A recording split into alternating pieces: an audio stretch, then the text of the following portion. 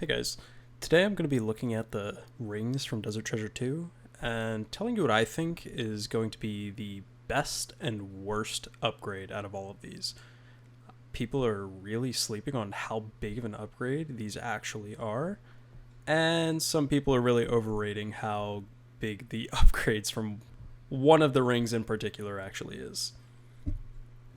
Now, this isn't going to be for every setup, as the amount of calculations you'd have to do for tons of different gear setups, it would be a lot. You'd have to do that on a case by case basis and figure out if you're getting max hit thresholds. I'm going to be specifically looking at max gear with efficiency in mind. Now, currently, it looks like, at least for max setups, that the Archer's Ring is continuing the trend of being dead content. The max hit thresholds just don't lead to many significant upgrades at places. At Zilliana, we see a 6% increase off task, but almost 0% on task. Mole and KBD off task also see about a 4 and a 6% DPS increase, but everywhere else the DPS change is negligible. This means to me that if you're hunting for pets like KBD, Mole, or Zilliana, where you can't reliably farm tasks for them, this could actually be a nice DPS change for you and increase your kills per hour. Mainly if you're not paying for boosts or things like that. So if you're someone that's hyper efficient about pet grinds and paying people for this, it probably isn't going to make too big of a difference for you. But for the casual person that is a pet hunter, this could be pretty big. I think one thing I was really disappointed in the Venator ring about was its lack of use in the Inferno. You use range almost the entire time, and it's still somehow not worth bringing. The light bear for the top end speedrunners is just going to be better, and for people in the more average range, using a Ring of the Gods so I don't have to flick as much is just going to be more convenient for me.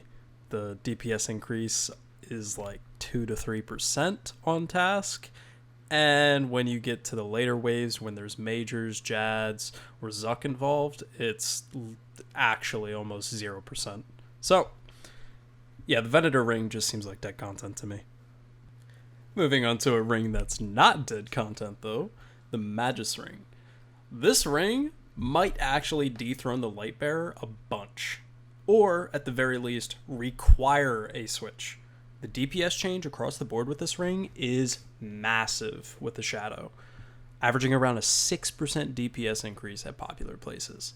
Krill with the Shadow specifically is going to be insane, as well as Grardor and Armadil. Butterflying Akka as well also gains about a 6% DPS increase. Wardens too. This ring is absurd, and honestly, it's the ring I'm looking forward to the most. I think it's important, though, that we understand why it's going to be dethroning the Lightbearer at some of these places. Now, outright, the Lightbearer is almost always a best-in-slot ring whenever you're using special attacks. But at places like Zilliana, Krill, Grardor, Kriara, you're only really using the Blowpipe spec, or maybe a Zerite crossbow in some weird place, like maybe Akka for the shadows and speedruns, or Wardens. But even then, I think the 6 to 7% DPS increase is so insane that you would be camping the Magis Ring, which is insane. It's great. For the rest of the raid, for TOA specifically, I think that you would still obviously be bringing a Lightbearer switch, and there is possibly an argument that you could use the Berserker Ring, as it's like a 5 or 6% DPS increase on Kefri and Baba, possibly for those rooms. I think Switchscape for rings is a little boring when it becomes too aggressive, when there's just too many rings to switch through, and I think that like maybe combining rings later on through another boss down the line might be much more interesting than constantly swapping rings. I think RS3 went down that route as far as the constant switching in Switchscape. I understand it to a point, but I think when we're doing it for rings and things like that, it becomes a little monotonous. Now, heading back to the melee style rings, I'm not going to go too into detail on them for pretty much one reason, and that's that they've already recently changed the Bellator ring because it was very underwhelming. Its strength bonus got increased up to 6, and its slash bonus got increased to 20.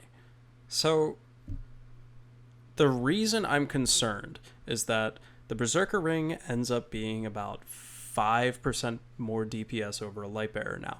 The Ultor ring, not the Berserker. Berserker's about 3%. The DPS over Berserker ring's like 1.7%. Now, is that enough to then bring the Ultor ring over a light bearer? I don't think so in most cases. It could be, though, in places where you don't really care too much about specs. I can't think of a place like that. Maybe Fasani's Nightmare would be a great example of where I would be using it. Dagonoth Kings, I'd probably still bring a light bearer. Tecton, I would be wearing Ultor ring regardless. Theater of Blood, you're bringing it for sure without like much competition between that and a light bearer. So I'm not seeing too much competition. And I think the reason that the Bellator ring and the Ultor ring are even fighting in general is weird. The Ultor ring is almost across the board always a better ring than the Bellator ring, specifically with the Scythe and Fang and things like that. Now, I think this is a little too speculative, but I think that one of the bosses is going to be weak to slash, or it's going to have very high defense, and the slash bonus mixed with the Scythe is going to somehow out DPS the other options, and I think that's what they were going for. If not, it's a little weird. It can just be an alternative for Iron Man, but I think that Jagex has like a trend of introducing content surrounding the fact that the items from that content are good at that content. And I think that each boss is probably going to have a specific weakness, one to range, one to crush, one to slash, and one to magic. It's all speculation, but the way things line up, that's just my guess at the content. And I think that maybe the Scythe and the Blade of Seldor, the Whip, and other type of slash weapons are going to be good specifically at one of the bosses where the Bellator ring will truly shine.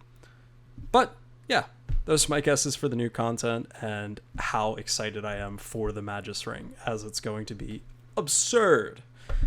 But if you liked the video, please leave a like, subscribe, and maybe click the notification bell so you can see when my next uploads are coming out.